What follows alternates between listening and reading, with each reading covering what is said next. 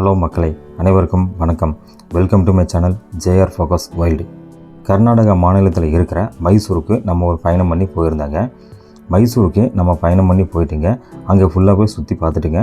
ஒரு ஞாயிற்றுக்கிழமை நைட்டு நம்ம மறுபடியும் நம்ம சொந்த ஊருக்கு இப்போ கிளம்பி வந்துட்டுருக்கோம்.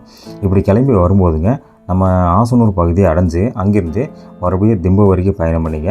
திம்பத்துலேருந்து மலையில் கீழே இறங்கி பன்னாரி வரைக்கும் நம்ம பயணம் பண்ணும்போது என்னென்ன பார்த்தோம் அப்படிங்கிறத பற்றி தான் இந்த ஒரு வீடியோ பதிவில் சுருக்கமாக நம்ம பார்க்க போகிறோங்க. என்னோடய சேனலுக்கு இப்போ தான் நீங்கள் ஃபஸ்ட் டைமாக விசிட் பண்ணியிருக்கீங்கன்னா மறக்காமல் சப்ஸ்கிரைப் பண்ணிக்கோங்க. கூடவே பெல்லைக்கனை கிளிக் பண்ணி ஆல் நோட்டிஃபிகேஷனை செலக்ட் பண்ணிவிட்டுங்க. இந்த வீடியோவுக்கு ஒரு லைக் போட்டு இந்த வீடியோவை ஸ்கிப் பண்ணாமல் ஃபுல்லாக பாருங்கள். இந்த வீடியோ நல்ல ஒரு இன்ட்ரெஸ்டிங்காக இருக்குங்க. ஆசனூர்லேருந்து நம்ம திம்பம் வரைக்கும் வரும்போதுங்க நிறைய யானை கூட்டமெல்லாம் பார்த்தேங்க. அதில் நான் பார்த்தேன் ஒரு 2 யானை கூட்டத்தை காமிச்சிட்டுங்க. அதுக்கடுத்து அப்படியே திம்பம் மலைப்பாதையில் கீழே இறங்கி வரும்போது அங்கே ஒரு பெரிய கடமான் கூட்டம் இருந்துச்சுங்க. அதையும் காமிச்சு இந்த வீடியோவை உங்களுக்கு பதிவு பண்ணி காமிச்சிருக்கேங்க. நம்ம கர்நாடகா மாநிலத்தில் இருந்து இந்த தமிழ்நாட்டுக்கு, அதாவது நம்ம ஆசனூருக்கு வரும்போதுங்க ஃபஸ்ட்டு ஒரு செக் போஸ்ட்டுங்க, புளிஞ்சனூர் அப்படிங்கிற இடத்துல ஒரு செக் போஸ்ட் இருக்குங்க. இந்த செக் போஸ்ட்டுக்கு நம்ம 9 மணிக்கு உள்ளே வந்துடணுங்க. 9 மணி தாண்டினோம்னா கண்டிப்பாக இந்த சாலையில் உள்ளே நம்ம வர்றதுக்கு அனுமதிக்க மாட்டாங்க. நம்ம 8:45க்கு இந்த செக் போஸ்ட்டை அடைஞ்சிங்க. அதுக்கு பின்னாடி ஆசனூர் வரைக்கும் வந்துங்க. ஆசனூரில் நைட்டு டின்னர் முடிச்சுட்டு இங்கேருந்து 10:30க்கு நம்ம வண்டி எடுத்து கிளம்புனாங்க. 10:30க்கு வண்டி எடுத்து கிளம்புனதுக்கு பின்னாடி நம்ம பன்னாரி செக் போஸ்ட்டுக்கு வந்து அடையும் போது டைம் கரெக்டாக 11:10ங்க. இந்த 10:30லேருந்து நம்ம 11:10 வரைக்கும் இந்த இடைப்பட்ட நேரங்களில் நம்ம பார்த்த சுவாரஸ்யமான நிகழ்வுகளை பற்றி தான் இந்த ஒரு வீடியோ பதிவில் உங்களுக்கு பதிவு பண்ணி காமிச்சிருக்கேங்க. இப்போ நம்ம ஆசனூர்லேருந்து இப்போ பயணம் பண்ணி வரும்போதுங்க ஃபஸ்ட்டு ரைட் சைடில் ஒரு யானைங்க, நல்ல ஒரு பெரிய கொம்பன் நின்றுட்டு இருந்தாங்க. அவரை நம்ம பார்க்கும்போது பார்க்குறக்கே ரொம்ப ஒரு மாதிரியாக இருந்ததுங்க. ஒரு மாதிரினா ஒரு பயம் கலந்த ஒரு திகிலாக இருந்ததுங்க. ஏன்னா அவரோட சைஸு பயங்கரமாக இருந்ததுங்க. ரொம்ப மிரட்டலாக இருந்துச்சு. ஆனால் நம்ம பார்க்குறக்கு அப்படி இருந்தது. பட் அந்த கொம்பன் ரொம்ப சாதுவாக அங்கே இருக்கிற ஏதோ ஒரு மரக்கிளையோ ஏதோ உடச்சி சாப்பிட்ருந்த மாதிரி தெரிஞ்சதுங்க. நம்மளுக்கு ஒரு 2 நிமிஷம் நின்று பார்த்துட்டு நம்ம அங்கேருந்து மறுபடியும் அப்படியே கிளம்பிட்டாங்க. நம்ம ஆசனூரில் நைட்டு டின்னர் முடிச்சுட்டு 10:30 மணிக்கு கிளம்பி போனதுனால பெருசாக வாகனங்களில் எதுவுமே இல்லைங்க. ஏன்னா 9 மணிக்கு மேலே செக் போஸ்ட்டு க்ளோஸ் பண்ணதுனால பெருசாக வாகனங்கள் எதுவுமே இல்லைங்க. இப்போ பாருங்கள், இந்த கொம்பன் பார்க்குறதுக்கு ரொம்ப அழகாக இருந்தாருங்க. அப்படியே உங்களுக்கு காமிக்கிறாங்க.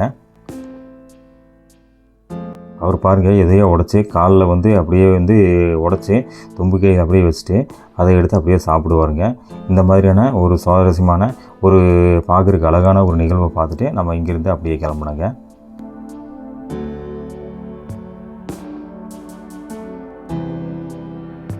இந்த கொம்பனை பார்த்ததுக்கு முன்னாடிங்க மறுபடியும் நம்ம அப்படியே தொடர்ந்து நம்ம திம்பம் பகுதிக்கு பயணம் பண்ணி போயிட்டுருக்கோம். இந்த பகுதிக்கு நம்ம பயணம் பண்ணி போகும்போதுங்க ஃபஸ்ட்டு லெஃப்ட் சைடில் ஒரு ரோடு பிரிங்க. அந்த ரோடு கேர்மலம் போயிங்க கொல்லேகால் போகிற ரோடுங்க. பாருங்கள், இந்த இடத்துல லெஃப்ட்டில் ரோடு பிரிங்க. நம்ம ஸ்ட்ரைட்டாக போக போகிறோம். ஸ்ட்ரைட்டாக போனோம்னா இன்னொரு கொஞ்சம் தூரத்துலேயே திம்பம் வந்துடுங்க. திம்பம் அடைஞ்சதுக்கு பின்னாடியே மலையிலேருந்து அப்படியே நேராக நம்ம கீழே இறங்கணுங்க. நம்ம பொதுவாக இந்த சாலையில் பயணம் பண்ணும்போதுங்க மேக்ஸிமம் நிறைய இடத்துல, அது நிறைய இடம்னு சொல்ல முடியாதுங்க, குறிப்பிட்டு சொன்னோன்னா ஒரு 2-3 இடத்துலையாவது கண்டிப்பாக நம்ம வாகனங்கள் பழுதடைஞ்சு நின்றுருந்ததை பார்க்க முடியுங்க. நம்மளும் அப்படி பயணம் பண்ணும்போது நம்மளும் பார்த்தோங்க.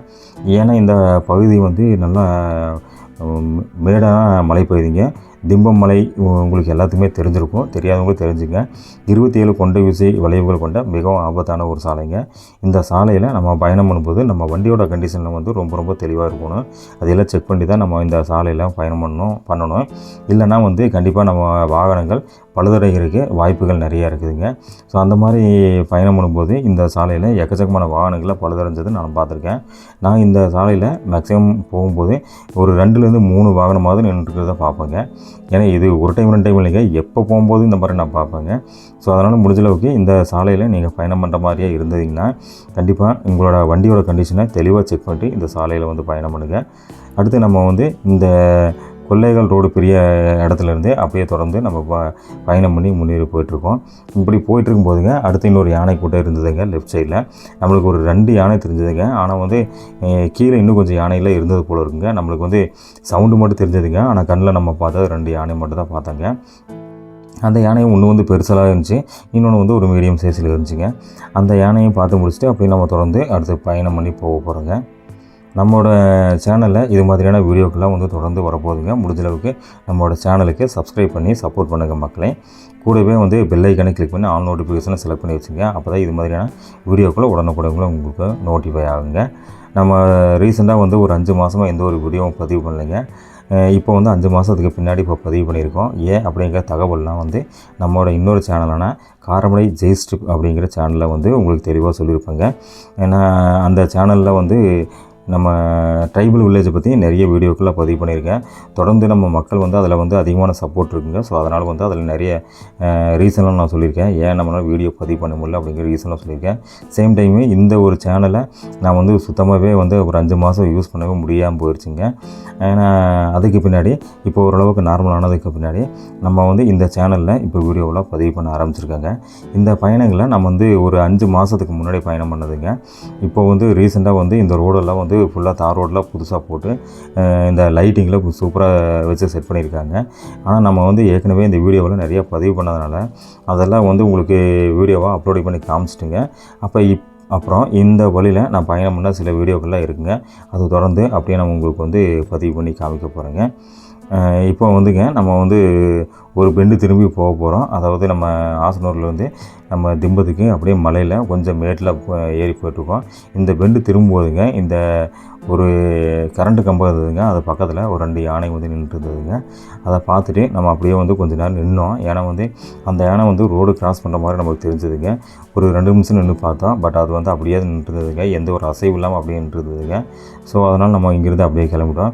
ஆனால் வந்து கீழே அதாவது இந்த யானைக்கு பின்பகுதியில் சில யானைகள் இருக்கும் போல இருக்குங்க. ஏன்னா நம்மளுக்கு சவுண்டெல்லாம் கேட்டுச்சுங்க.